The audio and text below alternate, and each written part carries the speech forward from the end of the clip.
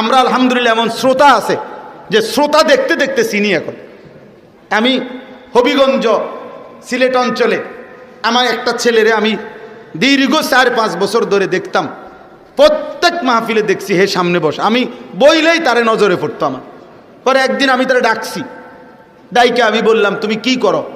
কয় হুজুর আমি ঘাস, মানে প্রতিদিন ঘাস কাটি আর ঘাস কাইটা বিক্রি করি, যা পাই তা দিয়ে সংসার চালাই। তাই বললাম তুমি যে সব মাহফিলে আসো, আমি দেখলাম তোমারে। কয় হুজুরে যখনই আপনার কোনো পোস্টার দেখি, কয় আমি তখন এই ঘাস কাটার টাকার থেকে একটু একটু টাকা জমাই, কয়টা টাকা জমাইয়া গাড়ি ভাড়া মিলাইয়া রাখি, আপনার ওয়াজ শুনতে যাম। তাই বললাম যে মাশাআল্লাহ। তো আমি বললাম যে তো আর কিছু কইবানি? কয় হুজুর আমার জীবনের একটা স্বপ্ন আছে, বানিয়াচং হবিগঞ্জ তার বাড়ি।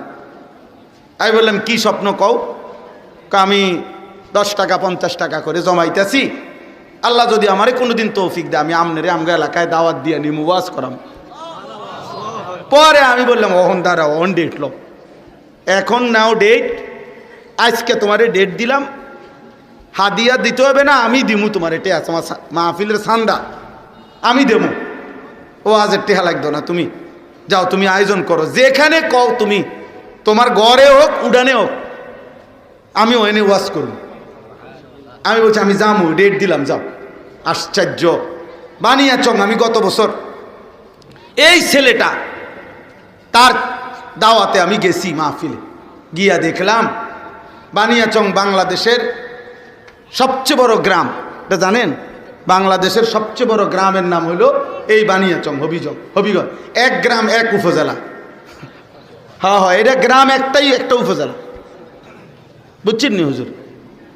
গিয়া দেখছি ওই গ্রামের মানে ওই উপজেলার সবচেয়ে বড় কলেজ হাই স্কুল মাঠ, যেটা বিশাল মাঠ, এই মাঠে এই ছেলে মাহফিল মানে আয়োজন করছে। আমি গিয়া দেখি একেবারে যদি কম হয় মানুষ 15-20 হাজার,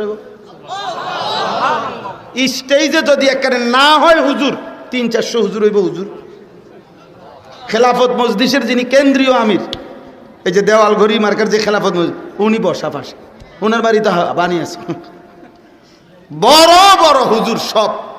তাই বললাম কি রে কারবারটা কি, তার কার মাহফিল এটা?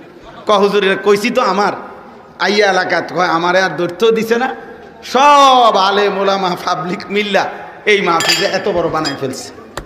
তাইলে দোস্ত, একজন শ্রোতাকেও মানুষ দেখতে দেখতে চিনে। কথা বুঝছেন কি না বলে?